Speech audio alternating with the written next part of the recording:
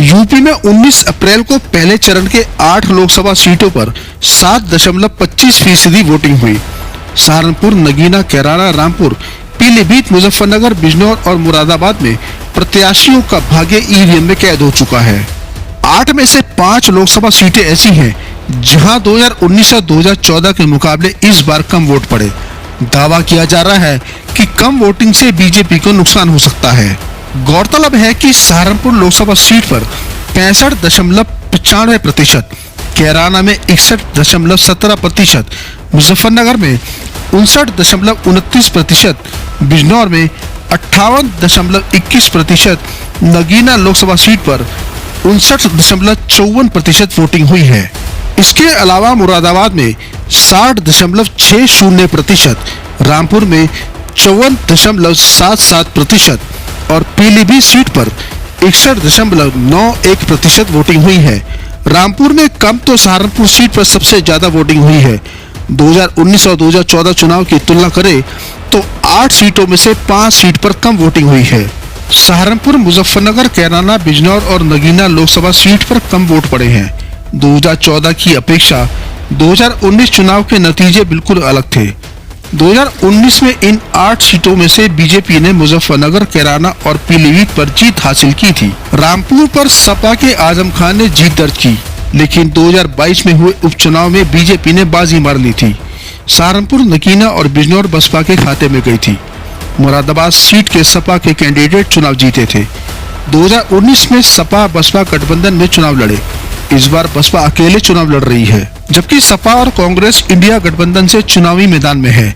इधर बीजेपी के साथ आरएलडी के आंध्र पश्चिमी यूपी में एनडीए गठबंधन ज्यादा मजबूत होने का दावा किया जा रहा है। लेकिन 8 लोकसभा सीटों पर जिस तरह से वोटिंग हुई, उससे ऐसा लगता है कि बीजेपी के खिलाफ माहौल बना हुआ है। ऐसा माना जाता है कि जब मतदान ज्यादा होता है तो सत्तारूढ़ दल को नुकसान होता है। ज्यादा मतदान होने पर ऐसा समझा जाता है कि नाराजगी के चलते लोगों ने खुलकर सरकार के खिलाफ मतदान किया। लेकिन इस बार जो वोटिंग हुई उसको इस नजरिए से नहीं देखा जाना चाहिए।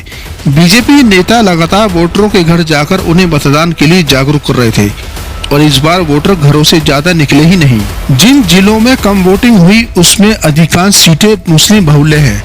फिलहाल जो जानकारी मिली है उसके हिसाब से मुस्लिम वोटरों ने इस बार जमकर वोटिंग की। शहरी मतदाताओं को बीजेपी का समर्थन माना जाता है, लेकिन इस बार ये लोग वोट देने ज्यादा नहीं आए। इसका मतलब लोगों में बीजेपी के प्रति नाराजगी है। कम मतदान होना कहीं न कहीं बीजेपी को इस बार नुकसान पहुंचा सकता है। मुजफ्फरनगर सीट पर भी बीजेपी बुरी तरह से फंसी हुई है। माना जा रहा है बीजेपी उम्मीदवार संजीव बालियान चुनाव हार सकते हैं। पिछले चुनाव में भी संजीव बालियान मात्र 6526 वोटों से ही जीते थे। इस बार पूर्व बीजेपी विधायक संगीत सोम ने भी संजीव बालियान का साथ नहीं दिया। इसके अलावा क्षत्रियों की नाराजगी भारी पड़ सकती है। किसान भी बीजेपी से नाराज है और एंटी इनकम्बेंसी का भी असर पड़ सकता है। कैराना सीट की बात करें तो यहां से सपा उम्मीदवार इकरा हसन भाजपा प्रत्याशी प्रदीप कुमार को कड़ी टक्कर दे रही है। मुस्लिम वोटर्स इस बार ठीक ठाक स्थिति में है। ऐसे में एंटी इनकम्बेंसी और मतदान कम होना बीजेपी के लिए नुकसानदेह साबित हो सकता है। इसी तरह से नगीना सीट पर दलित ज्यादा होने की वजह से बसपा बाजी मार सकती है। वैसे तो इन सभी सीटों पर इंडिया गठबंधन और एनडीए गठबंधन के उम्मीदवारों की बीच लड़ाई है, लेकिन इस सीट पर बसपा मजबूत स्थिति में है। अब ये देखना होगा कि आजाद समाज पार्टी के उम्मीदवार चंद्रशेखर आजाद ने किस तरह से चुनाव लड़ा। बहरहाल पश्चिमी यूपी की सभी 8 सीटों पर कड़ी टक्कर है। कहीं ऐसा न हो कि बीजेपी इस बार शून्य पर आ जाए।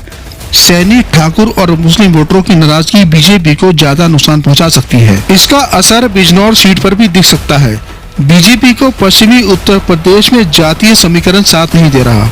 दावा किया जा रहा है कि इस बार बीजेपी को 8 सीटों में से सिटिंग 3 सीट भी बचा पाना मुश्किल होगा। वहीं अगर सहारनपुर सीट की बात करें तो यहां से कांग्रेस उम्मीदवार इमरान मसूद के जीतने के चांसेस ज्यादा हैं। इस सीट पर कांग्रेस का वोट बैंक भी ठीक ठाक स्थिति में है और सपा के साथ आ जाने से मामला और मजबूत हो जाता है। सहारनपुर सीट पर मुसलमान 51 से 52% करीब है। इमरान मसूद की स्थिति ज्यादा मजबूत नजर आ रही है। इस बार इमरान मसूद मंदिरों में भी गए और हिंदू वोटरों से समर्थन मांगा।